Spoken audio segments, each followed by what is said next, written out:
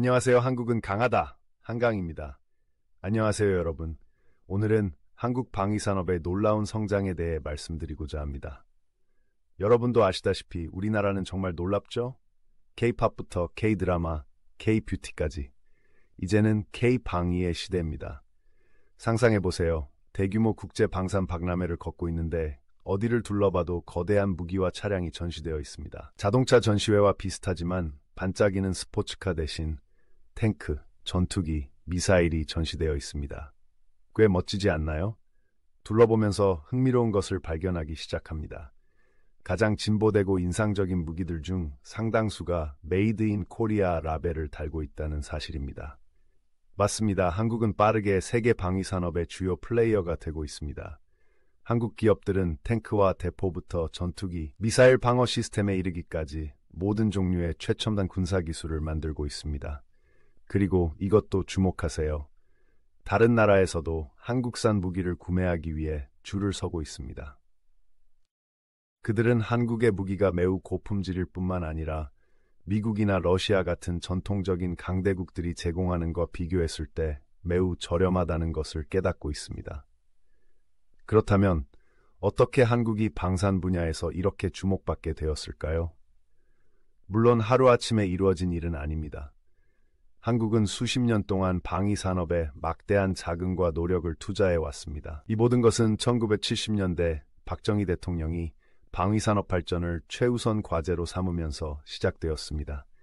특히 북한의 위협이 끊임없이 다가오는 상황에서 대한민국은 스스로를 방어할 수 있어야 한다고 생각했습니다. 그리고 오늘날에 와보니 정말 먼 길을 달려왔습니다. 한국의 방위산업체들은 이제 전 세계 각국의 무기를 수출하고 있습니다. 그리고 우리는 여기서 작은 것들에 대해서만 이야기하는 것이 아닙니다. 수십억 달러에 달하는 첨단 군사 장비에 대해 이야기하고 있습니다. 가장 큰 성공 사례 중 하나는 K-라이 썬더 자주 곡사포입니다. 이 나쁜 녀석은 정말 인상적인 포병입니다. 사거리가 매우 길고 믿을 수 없을 정도로 정확하며 놀라운 속도로 포탄을 발사할 수 있습니다. 또한 장갑이 두껍기 때문에 대포의 포격을 견딜 수 있고 승무원을 안전하게 보호할 수 있습니다. 터키, 폴란드, 인도, 이집트, 노르웨이 같은 나라에서 K-람을 구입한 것은 당연한 일입니다.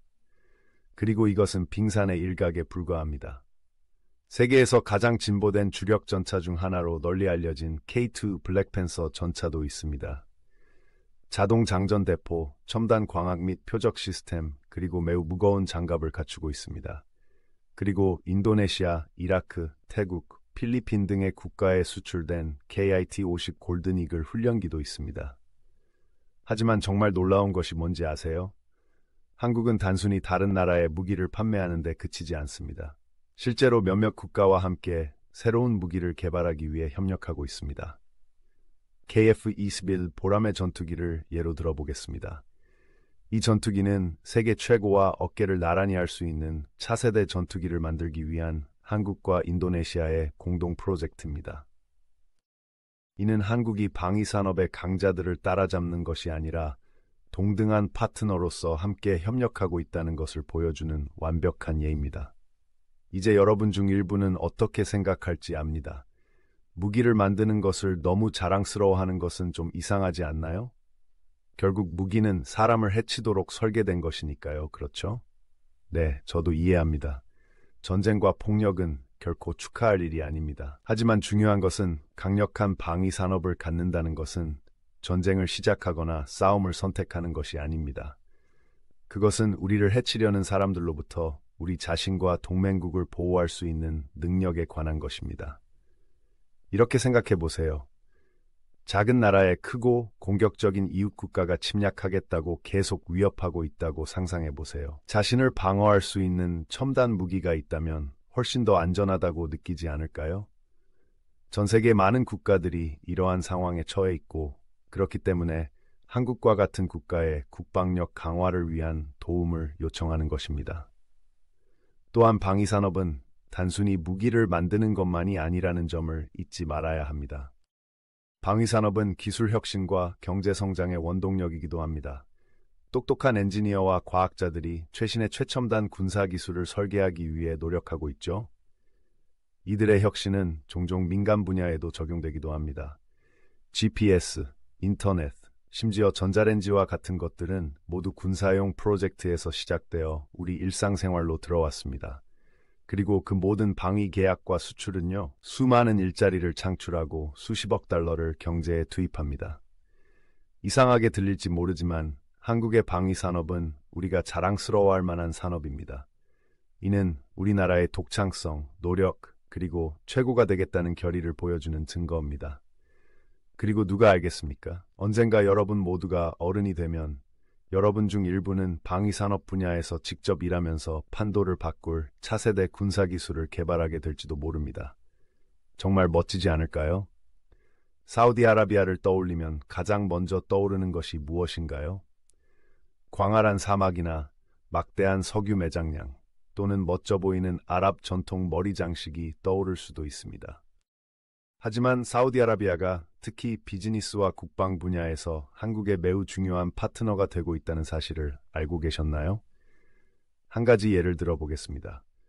얼마 전 한국의 두 대기업인 삼성과 GS건설이 사우디아라비아에서 대규모 가스 플랜트 건설 계약을 따냈습니다.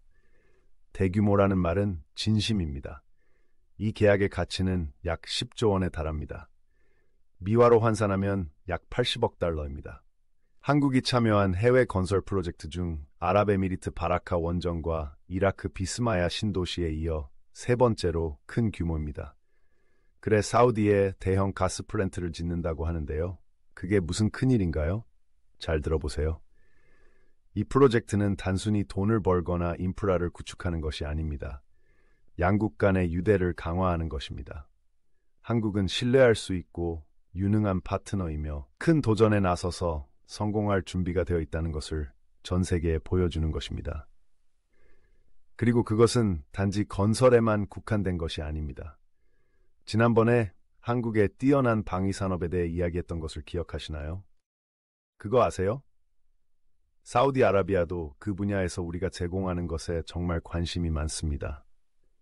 사우디아라비아는 방공망을 현대화하려는 큰 계획을 가지고 있습니다. 아람코 석유 시설과 네옴이라는 신도시 프로젝트와 같은 주요 개발 현장을 잘 보호하기를 원합니다. 그리고 이를 위해 한국의 무기를 찾고 있습니다. 실제로 사우디는 이미 한국과 천궁2 중거리 방공 시스템 구매 계약을 체결한 바 있습니다. 그리고 우리의 단거리 방어 체계에도 관심이 있다는 소문이 돌고 있습니다. 사우디아라비아가 자국의 가장 중요한 자산을 한국 무기로 보호하기로 했다면 대단한 일이 아닐까요?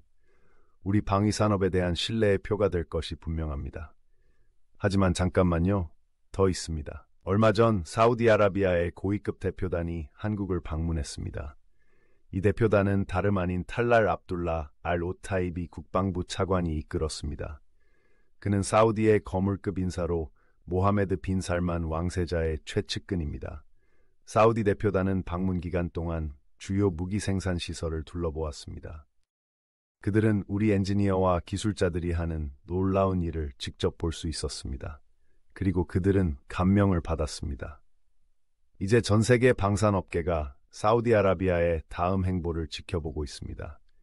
자국의 핵심 시설을 보호하기 위해 한국산 무기를 선택할까요? 그렇게 된다면 우리 방산업체들은 수십억 달러 규모의 신규 계약을 체결할 수 있을 것입니다. 이는 우리 산업과 글로벌 무대에서 우리나라의 입지에 판도를 바꿀 수 있는 기회가 될 수 있습니다. 하지만 그거 아세요? 사우디가 우리 무기를 더 많이 구매하지 않더라도 이번 방문은 큰 의미가 있습니다. 한국이 방위산업 분야에서 진지한 플레이어로 인정받고 있다는 것을 보여줬기 때문입니다. 우리의 기술과 전문성이 다른 나라, 심지어 사우디처럼 영향력 있는 큰 나라에서도 높은 평가를 받고 있다는 것을 보여줍니다. 그리고 이것이 바로 이 모든 것의 핵심이 아닐까요? 한국은 작은 나라이지만 큰 야망을 가지고 있습니다. 우리는 그냥 앉아서 세계가 우리를 지나가게 하는 것에 만족하지 않습니다. 우리는 변화를 일으키고 우리가 할 수 있는 것을 보여주고 싶습니다. 가스 플랜트 건설, 최첨단 무기 설계, 멋진 K-팝과 K-드라마 제작 등 한국은 전 세계에 자신의 존재감을 드러내고자 합니다. 그리고 사우디아라비아와 같은 파트너가 우리 곁에 있다면 우리가 이룰 수 있는 것에는 한계가 없습니다. 그러니 다음에 한국이 건설, 방위 또는 기타 분야에서 다른 국가와 협력하여 대형 프로젝트를 진행한다는 소식을 들으면 이 점을 기억하세요. 돈이나 기술만이 중요한 것이 아닙니다. 그것은 관계 구축에 관한 것입니다. 글로벌 무대에서 신뢰와 존경을 얻는 것입니다. 대한민국이 할 수 있는 것을 세계에 보여주고 대한민국을 고향으로 삼고 있는 우리 모두에게 자부심을 심어주는 것입니다. 그리고 누가 알겠습니까? 여러분도 언젠가 조금 더 나이가 들면 이런 대형 국제 프로젝트에 직접 참여할 수 있는 기회를 얻게 될지도 모릅니다. 차세대 대한민국 무기를 설계하거나 대형 건설 계약을 협상하는 사람이 될 수도 있겠죠. 정말 멋지지 않나요? 하지만 지금은 잠시 시간을 내어 우리가 얼마나 멀리 왔는지, 그리고 우리의 미래가 얼마나 밝아 보이는지 감상해 봅시다. 한국은 상승세를 타고 있고 세계가 주목하고 있습니다. 그리고 여러분과 같은 젊고 유능한 인재들이 그 길을 이끌고 있기 때문에 최고의 날이 아직 우리 앞에 있다고 믿어 의심치 않습니다. 먼저 폴란드에 대해 이야기해 볼까요? 폴란드는 탱크에 대해 잘 알고 있는 나라입니다. 오랫동안 탱크를 사용해왔고 기갑전에서도 많은 경험을 가지고 있습니다. 그래서 폴란드가 한국 전차에 관심을 보이기 시작했을 때 그것은 꽤 큰 일이었습니다. 특히 폴란드에서는 K2 블랙팬서 전차에 깊은 인상을 받았습니다. 이 전차는 세계에서 가장 진보된 주력 전차 중 하나로 온갖 첨단 기능이 탑재되어 있습니다. 자동 장전 대포, 첨단 광학 및 조준 시스템, 승무원을 안전하게 지켜주는 중장갑이 장착되어 있습니다. 폴란드는 1년의 엄격한 테스트를 통해 K2의 성능을 검증했는데 그 결과가 어떨까요? 무사히 통과했습니다. K2는 모든 종류의 다양한 환경과 시나리오에서 놀라운 성능을 뽐냈습니다. 극한의 추위, 더위, 진흙탕 등 그 어떤 환경에서도 뛰어난 성능을 발휘했습니다. 폴란드 군대는 K2의 성능에 감탄하여 자신들을 위해 K2를 구매할 수도 있다고 이야기하기 시작했습니다. 폴란드의 눈길을 사로잡은 것은 K2뿐만이 아닙니다. FA-50 경공격기에도 큰 관심을 보이고 있습니다. 이 전투기는 조종사 훈련부터 지상군에 대한 근접 공중 지원까지 다양한 임무를 수행할 수 있는 다재다능한 비행기입니다. 폴란드는 노후화된 구소련 시대 제트기를 대체하기 위해 FA-50 구매를 고려하고 있습니다. 하지만 정말 멋진 부분이 있습니다. 한국 방산 기술에 대한 폴란드의 관심이 동유럽의 다른 국가로 확산되기 시작했다는 점입니다. 루마니아와 불가리아 같은 국가들도 주목하기 시작했습니다. 우리 무기의 첨단 성능을 보고 우리도 저런 무기를 가져와야겠다고 생각하고 있습니다. 미국, 독일, 프랑스 등 전통적인 전차 제조 강국들도 한국이 하는 일에 주목하기 시작했습니다. 우리가 기술적인 측면에서 그들을 따라잡고 있을 뿐만 아니라 실제로 일부 분야에서는 그들을 뛰어넘기 시작했다는 사실을 깨닫고 있습니다. 그렇다면 이것이 왜 그렇게 큰 문제일까요? 최근 유럽에서 벌어지고 있는 일들을 생각해 보세요. 특히 우크라이나 전쟁으로 인해 많은 긴장과 갈등이 있었습니다. 동유럽의 많은 국가들이 군대를 빠르게 업그레이드해야 한다는 사실을 깨닫기 시작했습니다. 최신 위협에 대응할 수 있는 탱크와 비행기, 기타 무기가 필요하기 때문입니다. 바로 여기에 한국이 있습니다. 우리는 세계에서 가장 진보되고 성능이 뛰어난 무기 시스템을 서방 선진국보다 훨씬 저렴한 가격에 제공하고 있습니다. 많은 동유럽 국가들에게 한국산 무기는 정말 매력적인 옵션으로 보이기 시작했습니다. 하지만 단순히 무기를 판매하는 것만이 아닙니다. 한국은 이들 국가들과 새로운 기술을 개발하기 위해 협력하고 있습니다. 예를 들어 우리는 폴란드와 레드백 디자인을 기반으로 한 새로운 중보병 전투 차량을 개발하기 위해 협력하고 있습니다. 이는 한국이 완제품만 수출하는 것이 아니라 다른 국가와 동등한 파트너로서 새롭고 혁신적인 무기를 만들기 위해 협력하고 있다는 것을 보여주기 때문에 매우 흥미로운 프로젝트입니다. 그렇다면 이 모든 것이 한국에 어떤 의미가 있을까요? 경제적으로나 지정학적으로나 엄청난 기회입니다. 우리가 다른 나라에 탱크나 비행기를 판매할 때마다 우리 경제에 돈이 들어와 국내 일자리와 기업을 지원하게 됩니다. 또한 전 세계 국가와 더 강력한 관계를 구축하여 우리가 신뢰할 수 있고 믿을 수 있는 파트너임을 보여줄 수 있는 기회이기도 합니다. 그리고 학생 여러분에게는 정말 기대되는 일입니다. 세계는 빠르게 변화하고 있으며 한국은 바로 그 선두에서 우리의 독창성과 노력으로 미래를 만들어가고 있습니다. 여러분 중 일부는 언젠가 이러한 국제 방위 사업에 직접 참여하여 차세대 한국형 첨단 무기를 만들게 될지도 모릅니다. 하지만 방위 산업에 종사하지 않더라도 한국인으로서 자랑스러워할 만한 일입니다. 우리나라가 세계 무대에서 두각을 나타내고 있다는 것, 변방의 작은 나라가 아니라 빅리그의 진정한 플레이어가 되었다는 것을 보여주는 것이죠. 이는 우리 모두가 자부심을 가질 수 있는 일입니다. 그러니 뉴스를 계속 주시하세요, 여러분. 세계 각국과의 국방 관계 강화에 대한 한국의 이야기를 계속 지켜봐 주세요. 이것은 단순히 무기와 기술에 관한 것이 아니라 우리나라의 미래와 세계 속에서 우리의 입지에 관한 것이기 때문입니다. 그리고 여러분과 같이 젊고 영리한 인재들이 앞장서고 있기 때문에 대한민국의 최고의 날들이 아직 우리 앞에 있다고 믿어 의심치 않습니다. 이제 우리나라와 인도네시아의 특별한 관계에 대해 이야기해 보려고 합니다. 여러분도 아시다시피 인도네시아는 우리에게 가장 중요한 국가 중 하나입니다. 그런데 최근 두 나라 사이의 유대감이 더욱 깊어지고 있습니다. 좀 더 자세히 살펴볼까요? 먼저 인도네시아가 얼마나 큰 나라인가요? 간단히 말해서 엄청나다고 할 수 있습니다. 정말 엄청나죠. 인도네시아는 세계에서 네 번째로 인구가 많은 나라로 인구는 2억 7천만 명이 넘습니다. 이는 대한민국 인구의 8배가 넘는 수치입니다. 또한 인도네시아는 7,000개가 넘는 섬으로 이루어진 세계에서 14번째로 큰 나라로 국토 면적이 넓습니다.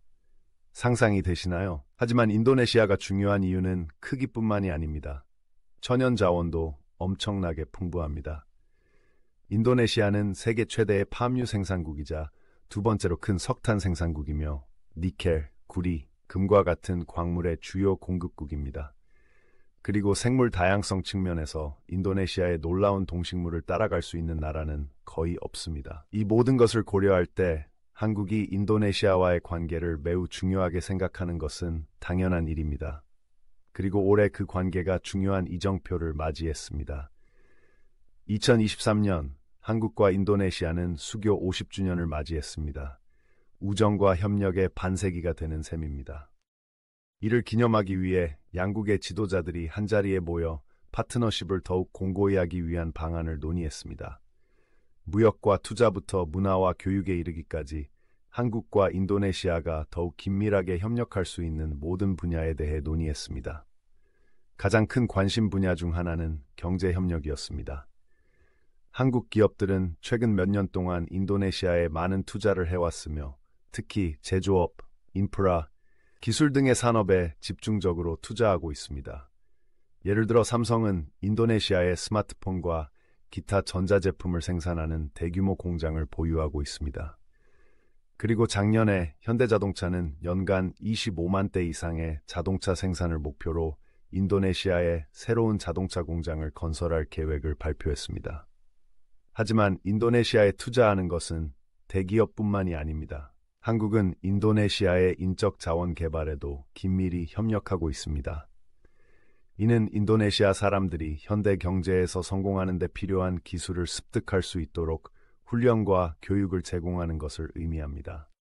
예를 들어 한국국제협력단, 인도네시아에서 IT, 자동차 공학, 호텔 경영과 같은 분야 인재를 양성하는 프로그램을 운영하고 있습니다.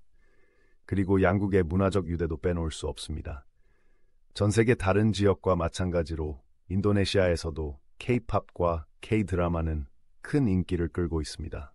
실제로 일부 인도네시아 도시에서는 한국 문화를 좋아하는 관광객을 유치하기 위해 한국 전통 가옥과 거리로 구성된 한국식 마을을 조성하기도 했습니다. 하지만 한국과 인도네시아의 가장 흥미로운 협력 분야는 아마도 전기자동차 EV 분야일 것입니다. 아시다시피 각국이 탄소 발자국을 줄이고 기후변화에 대처하기 위한 방법을 모색하면서 전 세계적으로 전기차의 인기가 점점 높아지고 있습니다. 그리고 인도네시아는 막대한 니켈 매장량 덕분에 전 세계 전기차 산업에서 큰 역할을 할 준비가 되어 있습니다. 니켈은 전기차의 동력을 공급하는 배터리의 핵심 부품으로 인도네시아는 세계 최대의 니켈 매장량을 보유하고 있습니다. 그래서 한국을 비롯한 전 세계 기업들이 인도네시아의 니켈 산업에 투자를 서두르고 있습니다. 작년에 세계 최대 배터리 제조업체 중 하나인 LG 에너지 솔루션은 인도네시아에 90억 달러 이상을 투자하여 새로운 배터리 공장을 건설할 계획을 발표했습니다. 또 다른 한국 기업인 SK이노베이션은 인도네시아 파트너와 협력하여 술라웨시에서 니켈 채굴 및 가공 프로젝트를 개발하고 있습니다. 하지만 인도네시아에서 자원을 채굴하는 것뿐만이 아닙니다. 한국은 인도네시아의 전기차 산업 발전을 위해 인도네시아와도 협력하고 있습니다. 예를 들어 현대자동차는 인도네시아 기업들과 협력하여 2030년까지 연간 25만 대 이상의 전기차 생산을 목표로 인도네시아에 새로운 전기차 공장을 건설하고 있습니다. 한국 정부도 지원을 아끼지 않고 있습니다. 지난해 문재인 대통령과 조코 위도도 인도네시아 대통령은 전기차 협력 양해각서를 체결하고 원자재부터 배터리, 완성차까지 인도네시아의 전기차 생태계 발전을 위해 함께 노력할 것을 약속했습니다. 그렇다면 이 모든 것이 한국-인도네시아 관계의 미래에 어떤 의미가 있을까요? 두 나라가 경제적으로나 문화적으로 점점 더 밀접하게 얽혀가고 있다는 것은 분명합니다. 인도네시아가 지속적으로 발전하고 현대화함에 따라 한국은 인도네시아가 목표를 달성할 수 있도록 투자, 기술, 전문성을 제공하는 핵심 파트너로 자리매김하고 있습니다. 한국도 분명한 이점을 누리고 있습니다. 인도네시아와의 관계를 강화함으로써 한국은 거대한 시장, 풍부한 천연자원의 원천, 글로벌 경제의 소중한 파트너를 확보하고 있습니다. 이는 양국 모두에게 위민입니다. 하지만 그 이상으로 한국과 인도네시아의 관계는 국가 간 우정과 협력의 힘을 보여주는 증거입니다. 한국과 인도네시아는 규모, 문화, 역사에서 큰 차이가 있음에도 불구하고 공통점을 발견하고 매년 더욱 공고해지는 파트너십을 구축해 왔습니다. 그리고 이는 우리 모두가 영감을 얻을 수 있는 부분입니다. 분열과 갈등으로 가득한 세상에서 한국과 인도네시아의 사례는 국가가 상호 존중과 공동 번영의 정신으로 협력할 때 놀라운 일이 일어날 수 있다는 것을 보여줍니다. 여러분, 뉴스를 계속 주시해 주세요. 한국과 인도네시아에 관한 이야기, 그리고 두 나라 사이에서 일어나고 있는 놀라운 일들을 계속 지켜봐 주세요. 이것은 단순히 경제나 정치, 문화에 관한 이야기가 아니기 때문입니다. 우정과 협력, 그리고 더 나은 세상을 함께 만들어가는 인간의 역량에 대한 이야기입니다. 그리고 누가 알겠습니까? 언젠가 여러분 중 일부는 이 이야기에 직접 참여할 기회를 얻게 될지도 모릅니다. 인도네시아에 한국의 기술을 전수하는 프로젝트를 진행하거나 인도네시아 학생들에게 한국 문화를 가르치는 사람이 될 수도 있습니다. 가능성은 무궁무진하고 미래는 밝습니다. 한국 인도네시아 수교 50주년을 축하하며 앞으로의 우정과 협력의 50년을 기대해 봅시다. 함께라면 이루지 못할 일은 없으니까요. 러시아와 중국 사이에 조성되고 있는 긴장에 관한 것입니다. 최근 뉴스를 보셨다면 이 두 나라가 서로 갈등하고 있다는 것을 알 수 있습니다. 하지만 그 이유는 무엇일까요? 함께 알아봅시다. 우선 러시아와 중국은 국토 면적과 인구 면에서 세계에서 가장 큰 두 나라입니다. 또한 두 나라는 막강한 군대를 보유하고 있으며 세계 무대에서 많은 영향력을 행사하는 가장 강력한 국가이기도 합니다. 오랫동안 러시아와 중국은 공동의 라이벌인 미국에 대항하여 협력하는 동맹국이었습니다. 하지만 최근 상황이 바뀌기 시작했습니다. 문제의 첫 번째 큰 징후는 바로 얼마 전 중국이 유엔 안전보장이사회의 대러시아 경제 제재에 동참하면서 많은 사람들에게 충격을 준 일이었습니다. 별것 아닌 일처럼 들릴 수도 있지만 정말 엄청난 일이었습니다. 중국은 수년 동안 국제 무대에서 러시아의 가장 가까운 친구 중 하나였기 때문입니다. 다른 나라들이 우크라이나 침공이나 선거 개입 등의 이유로 러시아를 처벌하려고 할 때마다 중국은 항상 러시아의 편에 서서 제재 시도를 막았습니다. 따라서 중국이 갑자기 돌아서서 러시아에 대한 제재에 동참한 것은 양국의 우정에 큰 타격을 입힌 것이죠. 하지만 중국은 왜 그랬을까요? 무엇이 중국이 오랜 동맹국에게 그렇게 등을 돌리게 만들었을까요? 러시아가 중국의 뒤에서 교활한 사업을 벌이고 있었던 것으로 밝혀졌습니다. 보도에 따르면 러시아 스파이들이 중국 정치에 개입하려다 적발되었다고 합니다. 그들은 중국에서 특정 인물이 당선되거나 특정 정책이 변경되도록 영향을 미치려고 했던 것으로 보입니다. 그리고 중국 국가안전부가 이 사실을 알게 되었을 때 그들은 전혀 기뻐하지 않았습니다. 사실 중국은 러시아의 스파이 활동에 대해 너무 화가 나서 러시아와의 관계를 완전히 단절하는 구실로 삼기로 결정했습니다. 그들은 러시아 스파이를 체포한 후 스파이와 간섭으로 인해 더 이상 러시아를 신뢰할 수 없다고 전 세계에 발표했습니다.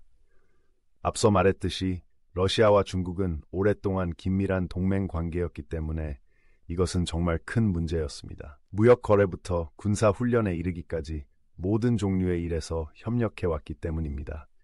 심지어 미국과 다른 서방 국가들의 힘에 대항하기 위해 일종의 파트너십을 맺기도 했습니다.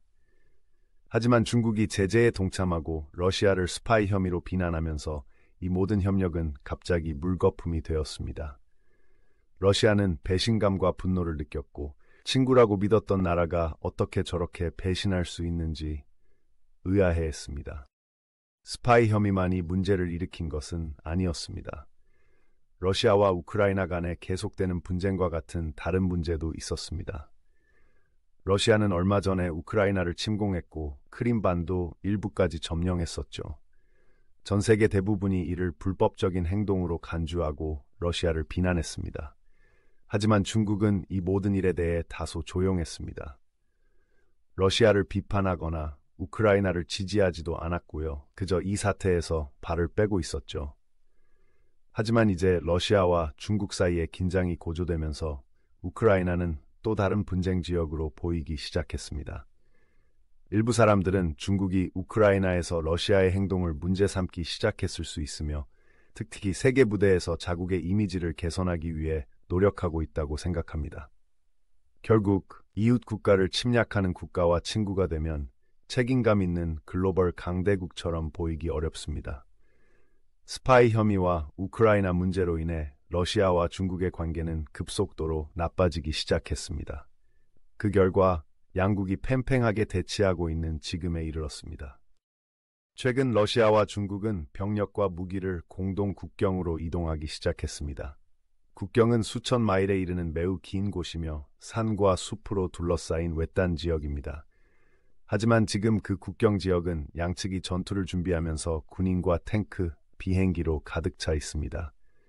러시아와 중국은 모두 핵 보유국이기 때문에 무서운 상황입니다. 양국은 전 세계를 몇 번이고 파괴할 수 있는 수천 개의 핵무기를 보유하고 있습니다. 따라서 양국 간의 충돌은 작은 충돌이라도 엄청나게 위험할 수 있습니다. 하지만 걱정스러운 것은 군비 증강만이 아닙니다.